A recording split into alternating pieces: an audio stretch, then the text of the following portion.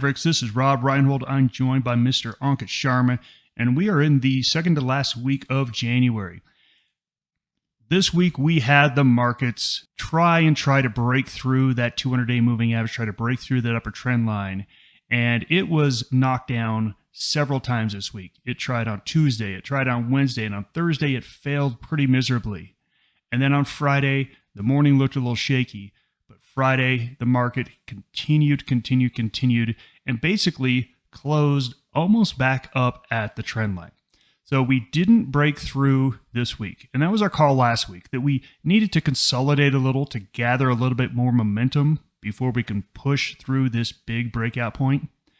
We saw gold remaining strong, oil remaining strong, everything is remaining strong.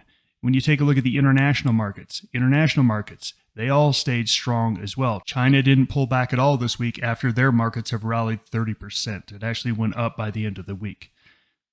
Cryptos, they held their gains. So everything has had this run and everything is just simply holding its gains, consolidating to get some energy to probably break higher. And that's going to be our call here. Let's take a look at what happened last week. We got China GDP. No one cared about that number. Nobody cared because it was in lockdown. Even though it was better than expected, nobody cares. Everyone cares about China in Q1, Q2, and Q3. We got claimant count change from the UK. It came in as expected. No real change there. Canadian CPI came in a little hotter than expected. Didn't really produce any action. But the number I really want to talk about here is the Empire State Manufacturing Index. This is a regional manufacturing number. In recessions, people watch these numbers like hawks, and that is a nasty number. That is a really nasty number. And it's basically told the market that, hey, the Fed is probably going to back off sooner than later because that's a really nasty number. Then the fireworks for the week was the Bank of Japan. Holy cow. So the Bank of Japan came out. They said, we're not going to do anything different. We're going to maintain easy monetary policy. So what happened? The yen got creamed, got clobbered, down 2 to 3%.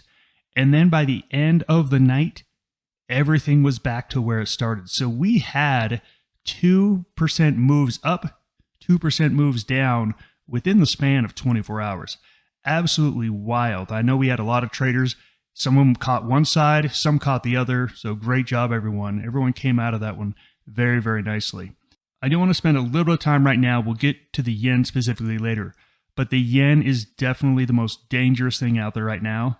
It's both super strong at times and super weak. And if you aren't nimble, you're going to get steamrolled by it. So we'll be talking about the yen quite a bit. To round off the economic news, PPI came out in the US, and you can see it was weaker than expected. This again gives the market some solace that the Fed isn't going to be as aggressive. So let's take a look at last week's numbers and let's just see where everything ended up. For the week, the S&P was down about 1.5%. You can see that the world indexes did much better. Crypto consolidated and held their gains. That is a great week after gaining almost 12% last week.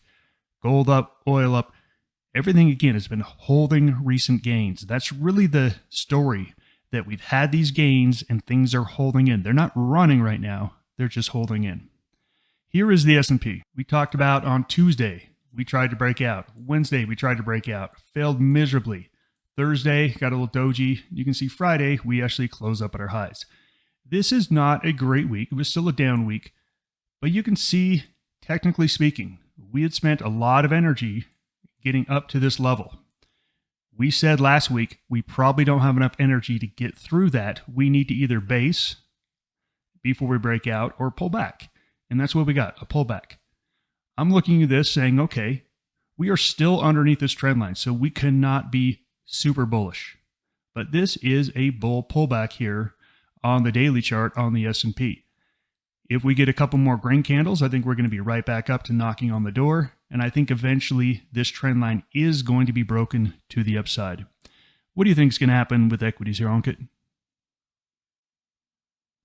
Hey, Rob. Well, again, I think based on how the markets are looking right now, it's just trying to seek direction, one way or the other. And again, if you want to stack up the chips here, I mean, it seems like, it's continuing to come to the upside. And usually whenever we see that, it eventually will break that upward 200 moving average. So I think at this point, it's all about timing here. Last week, everything was going for it and is right back down below it. So I think until I really get that confirmation, which is break above the 200 moving average, I will be then turning into quite bullish. And if we break below that 50 to 20 moving average, I will be turning bearish. I think we're kind of stuck in between here. Definitely a good price action today. What we want to see is that we want to see a confirmed breakout. And I think until then, you have to really look at this market and say, well, this is a 2% range up and down. And again, in this scenario, it doesn't matter if you're right or wrong with the direction. It's all about timing. Like last week, a lot of people were bullish and they got taken out by the markets when we got the big move down. And same thing, anybody tried to open up shorts positions and they got taken out by today's move. So you see, like this is a teeter-totter where both sides can get hurt until it picks a direction. So I think that's what I'm looking at next week. Looking for that breakout one way or the other, and that will give us a much clarity on where is the next big move. This area right here is called no man's land. We are above some of the moving averages, below some of the other moving averages. It's no man's land. There's no clear direction here yet. Let's take a look at the Forex performance. Kiwi came out of nowhere. I was not looking for the Kiwi to be strong last week, and it came out of nowhere. It was the strongest. And you can see we saw the yen was the weakest due to, again, just the volatility in the yen. We saw it spike up, and then it sold off. Whenever you see something get what should be good news, so again, the Bank of Japan, and then you see that whole move get erased, all of a sudden it tells you, okay, the yen is likely not going to be participating to the upside here. We'll take a look at all the charts here. I do think the yen is the hardest trade here, and I think you need to be very, very careful with it, as news can make this move anytime. Pound also was not on my bingo card. Was strong last week. We'll have to take a look at that chart, and you can see everything else was pretty muted. I had dollar and CAD as shorts, and they went down a little bit. They went down a little bit last week. Let's take a look at the cryptos.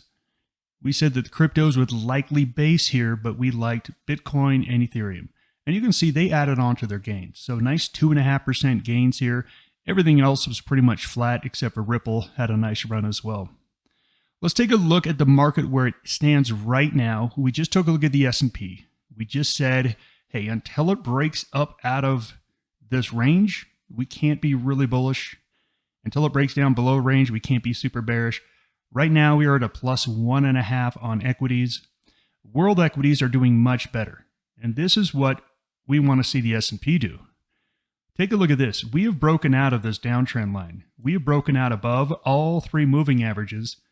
The world indices look much, much better, which is why I think we are ultimately going to break out on the S&P, because we already have other markets that have broken out. And the S&P is just lagging a little bit. One of the reasons why I think we will be breaking to the upside. Here we are taking a look at cryptos. They've also broken to the upside. We've got cryptos breaking to the upside. We've got gold breaking to the upside. We have foreign markets, equities breaking to the upside. It's just a reason why I believe that we're likely going to see the S&P follow as well and break to the upside. Let's take a look at the calendar next week. On the calendar next week, we do have some PMIs out of Europe. I don't think these are going to be that big of a deal. I don't think you really need to look at them. On Tuesday, we do have the CPI out of New Zealand. That's definitely going to be one to look for.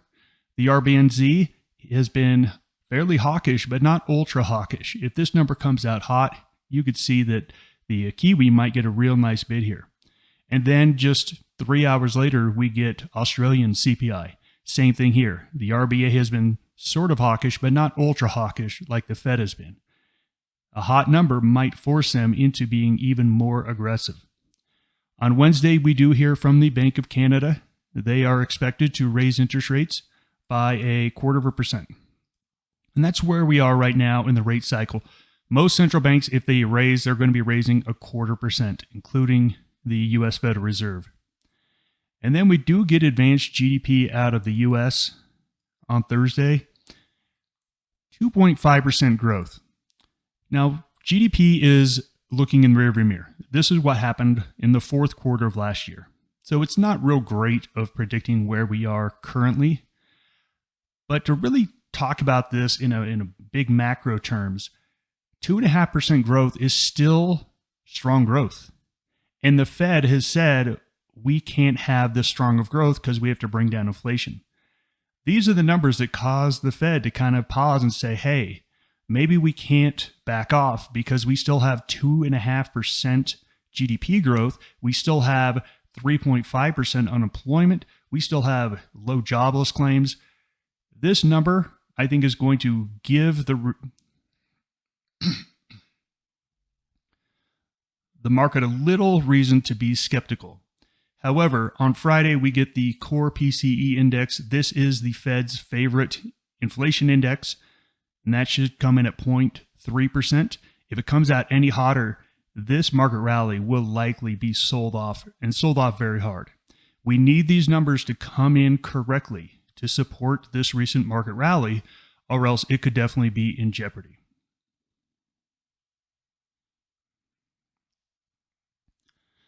So this week we see equities. We are still in no man's land. Ultimately, I think we're going to break higher, but I don't have any sort of call for timing. Could be this week, could be next week, and then it could not break out at all. We do have Bank of Canada on Wednesday, so if you are trading CAD, please be aware of that. And then we covered the important economic reports as well. Let's go in and take a look at currencies one by one. First off, let's take a look at cryptos. So we've liked Bitcoin, and Bitcoin has this nice high and tight base. These are some of my favorite patterns. I talked about this on Tuesday when I did my end of day video. I talked about how much I love these high and tight bases. Basically, you get a huge run. And just think, a huge run like this, normally you get a sell-off. That is very normal for something to go from 17,000 to 21,000 and at least pull back 1,000 points. Nope, it is not pulling back at all. No one is selling. So what happens is we get this base for usually about 5 or 6 days, and then it breaks out. So for me, I like Bitcoin. Take a look at this base it's been in. Everything is looking really good here. So I do like Bitcoin, just waiting for that breakout. Come over here to Bitcoin Cash. Okay, we pulled back a little bit. I much prefer bases to pullbacks. So a high base is telling me this has been relatively stronger. Bitcoin Cash has actually had a pullback, relatively weaker. So I'm going to skip out on any pullbacks because I have bases to choose from. And here is probably the best looking one.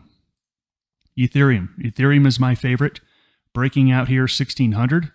Next stop, probably 1,700. So we like Ethereum on the long side. Just needs a little bit more momentum here. A little bit more velocity before we break out to the upside. And Litecoin, same thing. We had more of a pullback than a base. Whenever you have a base to choose from, always choose the base. It's showing relative strength overall. So we like Ethereum the best on the cryptos. Let's jump next into Forex. Dollar. I've liked dollar short. I still like dollar short. Okay, here we are. It is still dollar short. I still like it. It's still doing everything. The problem is it's just not moving anywhere. So we just have to wait. I like dollar short. Just have to wait. Ankit, I'm going to let you cover the yen here. What is your call here on the yen? Hey, like you said, Rob, earlier, yen is a tough call here because, as we look at this week's price action, when I saw the whole move that got reversed on Monday night till Tuesday, there was no way I could have come in and said, well, we would have seen a candle like what we've seen today where, we are back down lower again. This is where I think it's a tough call. It's a fight between what we were seeing the Japan is doing versus what traders are expecting. On Monday they did come by surprise and did not make any change. I think markets were expecting a change to the monetary policy, so they did not make a change. So very initial good price action, but then gave up all that gain. But then now we are back at it. I would say use caution. These are big movements that are happening. If you just take a look at the last month in the Japanese yen, there's some very good percentage gains and losses. So I think what you have to do is when you take a look at yen, you really have to use that caution and use a different strategy so that if the move is kind of going the opposite way, there's no point giving yourself that extra room. I know Corey really likes the yen long. I personally very divided because the Bank of Japan is not really moving from their policy. So I think what we can expect with the Bank of Japan is just a volatility. I think that's what I'm expecting. Few days up, few days down, and I think that's what we have seen so far. Despite of all the efforts they have made, I mean, we've seen the moves that are happening both ways. It's not a one-way trade. I think this is a two-way trade where you're getting opportunities both sides. So I like that. But for this kind of trades to benefit from, you have to really be flexible and kind of play that teeter-totter instead of trying to only play one side. So that's my outlook here. And if you really don't like that a volatility or the back and forth, I think then there's better currencies to trade. But if you trade the yen, this is what I expect in the next week or so. And let's talk about trading the yen, because we have to understand that there are certain times of the day that the yen is going to be at risk from the Bank of Japan doing things. I think the Japanese yen is a very risky trade in the Asian session. I personally am not looking to touch the yen in any Asian session. I'm going to wait until basically the Bank of Japan has gone to sleep. And then I think the yen can be traded a little bit freely. So you're going to have to be a little bit more short term because you don't want to hold it into the Asian session. So I think if you want to look at the late European session and the US session, I think yen is very tradable here, but I do not want to hold and stick my neck out because there could be intervention, there could be policy changes at any point on yen. But overall, I'm with you, Ankit. I think this thing's a good trade both ways. But I think you just have to be very cautious of the time of the day that you trade this. Swiss franc, take a look at it and then forget about it.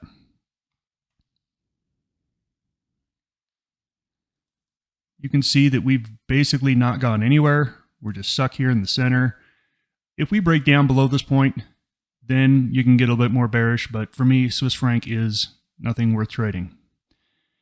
Here is the euro. Now, the euro's been more strong than weak, but here we are. I mean, take a look at this slug. We spent a month and a half here. We finally break up, have one day, and then we've now spent a month. So basically there was like 1 or 2 days to get any sort of upward momentum on euro in a trend. And then really we've just been bouncing between this trend line. Here we are, we're back up at the top of the trend line.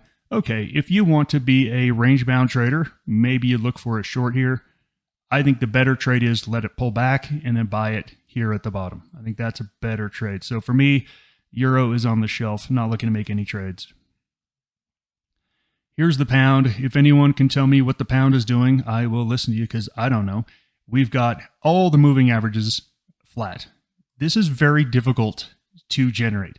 I want you to go look through charts and see how many times the 20, the 50, and the 200 day were all flat on the same chart. Moving averages flattening out are telling us there is no movement. There's no trend in place. So the pound has to be on the shelf. Moving on to the CAD. Now the CAD is my favorite short. Was my favorite short last week. Is my favorite short this week. We have broken down out of the low of this range. So the dollar hadn't. The dollar hadn't broken down out of this range. So I like the dollar too. But we broke down and we've got 2 up days. I love these little bear rallies. Just waiting for it to fizzle out before I take a short in it.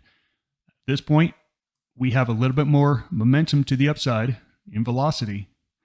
I want to let these 2 candles go. Maybe I get another one.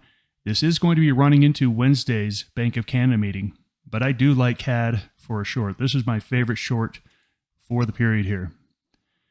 Moving on to Aussie. We're kind of in this no man's land again. We're above the 50 moving average. We're basically at the 20. We're below the 200. We haven't broken out anywhere. We did hold a higher low here, so maybe you could get a little bit bullish, but that's it. Just barely bullish on this. I really liked Aussie going into last week, and it really didn't do much at all. Really faded quite a bit. So for me, Aussie's a 0. I'm not as excited about it. Kiwi came to play last week.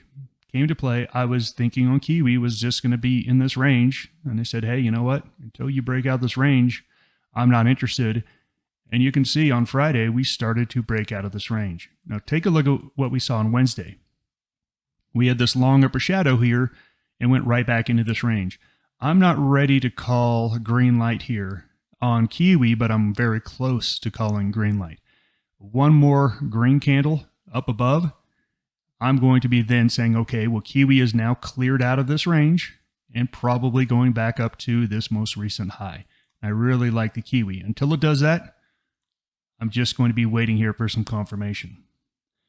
If we take a look at all the currencies and we look at the trends, we can see we have some good trends in crypto. Crypto just looks really good here, and we like Ethereum the best. The yen is trending higher. It's the only foreign currency trending higher, but we talked about the risk of the yen. So if you say to yourself, hey, I don't want to trade yen, and if you say I don't want to trade crypto either, I don't really have a good answer for you. Okay, I mean, if someone told you the same thing, hey, I don't want to trade yen, I don't want to trade crypto, do you have a good answer for what the trade's going to be?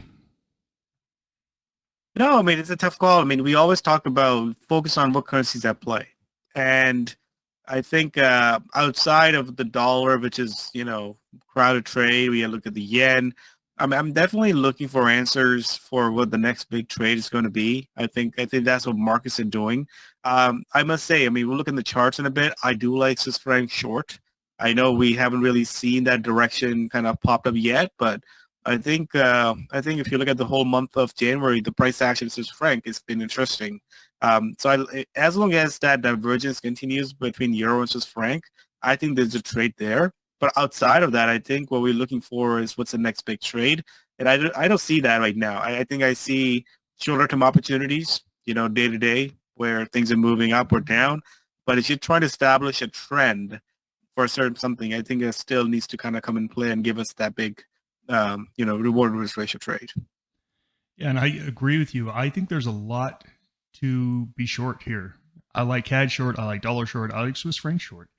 The big problem is I don't know what to pair it up against. I want the Aussie and the Kiwi to strengthen because then it would be a very clear trade. Very clear trade, but here's the problem. They're not.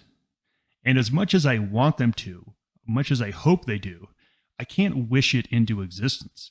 I have to come to the reality that Aussie Kiwi just aren't going to the upside, and there's really nothing else unless you want to play around with the yen. So the easiest trade here, I think, is Ethereum.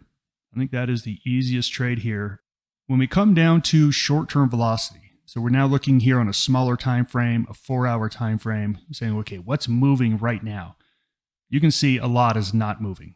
The only things that are really moving right now is Aussie Kiwi have a little momentum to the upside as markets closed on their high on Friday. And we have Swiss franc and yen having a little downward momentum closing on their low. Let's go ahead and take a look at things like Kiwi Swiss franc and Aussie Swiss franc. Those could be the best trades early on in the week. Let's take a look at the charts. Remember, whenever you have two currencies that you like, either long or short, you say, hey, I see Aussie and Kiwi are both at a +2 on velocity, but which one is better? All you need to do is pair them up. So let's take a look at Aussie Kiwi. And this is the answer of, okay, which one is better? Which one do we want to buy? This is the daily chart. You can see that overall the Aussie in the month of December and January has been the stronger currency. However, over the last week, you can see there's been a pretty big fallback, and the Kiwi has actually taken the lead here. If we go down to a smaller time frame, we go down to the 4-hour and the 1-hour, I think we can see that the Aussie is weakening against the Kiwi. So right here, right now, Kiwi is the stronger of the pairs. So let's take a look at Kiwi Swiss franc and see if we can possibly identify an entry point here. First thing we need to do, let's take a look at some longer time frames, see where we are. We've got this really lazy uptrend, but look at these big swings. There's some good money to be made here on these. Problem I see is we're running into some overhead resistance, but it's not all the way up until 60 cents. So right now we're at 59.60, and at 59.60, 40 cents, that is a good about 2/3% gain. That's right on the edge of, for me, saying, hey, it's not worth it. I'd like to see at least at least 0.5%, if not 1%. I think a clear out here of 59.60. I think this is a really nice trade here to possibly break up to the 60 area, which I think would be my resistance area, and where I'd look to, again, taking some profits or cutting the position down and seeing if it can run through that. Ankit, what do you think about Kiwi Swiss franc? Hey, absolutely. I think this is the one of the pairs that I do like. Again, this is again looking at the Kiwi strength. If we get that continuation, I think I'd really like these Swiss franc crosses. If I talk about like 2022, Swiss franc was one of the strongest currency along with the dollar. So I think if I take a look at where the next big trade could be, that could be in the Euro Swiss franc crosses. And if you take a look at Euro Swiss franc, Rob, yeah, exactly the one that you pulled up. And if you look at the daily chart, I talked about this in the past few weeks where, we spent all this energy, like consolidation. And then when we got that breakout, I was very excited that we got that flush down right away back into the range. But it seems like that was just a pullback, and now we are back above that range. So the fact that we have bounced back above it, I do like it because of that fact. If we can kind of break above that resistance at 10080 on that level, I think this is where for the next month or two we could see the Swiss franc underperforms the euro. Like last year, euro was the underperformer compared to the Swiss franc. And then it went from like 107, 108 down below parity down to like 96, 97. So big levels here. So as it's recovering that level, I think I do like it further onto the upside, especially if it started to track, some attention here. And that's what we have to do as a trader. We need to make sure that we are picking the right currency and following the relative strength and weakness. Same thing goes with Aussie Kiwi. Aussie Kiwi, Aussie was the strongest currency compared to the Kiwi for the last 2 to 3 weeks. Now, question is that coming to an end? And if it is, then we need to shift the gears and maybe take a look at more Kiwi long over the Aussie long. So I think that's what you have to do when you look at these charts. And what I'm looking for is it's a further breakout. So confirmation will be breaking that January 18 lows. I think then the Kiwi crosses definitely looks best to me. Kiwi Swiss franc coming up as the top of the currency pick. And let's take a look at Ethereum. This is just a really great classic textbook high base. It's just really nice here. We've got a big run. No one has sold, but it's just run out of gas a little bit. Just run out of gas. The RSI has come all the way down to take a little pressure off it, building energy, and now here we are. Look at this thing steepening. We're coming up right to the resistance area. I like it right here. A little bit more, maybe 1600 is really maybe 1610, 1605. So pick your entry point. But I really like this trade on the long side. I think it looks even better than any of the Forex trades. I typically like to look at Forex trades first, crypto second, but this week I do like this trade here. So to have to take a look and see what happens over the weekend and where this thing opens up on Sunday when we can trade crypto and see if it's still in a nice tradable pattern. So to wrap this up, we've got the equities are likely to go back and test that resistance. We can't say all clear because it hasn't broken out yet. So we are mildly bullish at the moment. Once we get that breakout, if we get that breakout, we'll get more bullish. But right now, we're not seeing any risk-on moves in foreign exchange, but we are seeing risk-on moves in crypto. And that's why we think it's a better trade this week. That is the Currency Room. Thanks for joining us. Goodbye. Have a great weekend, everyone.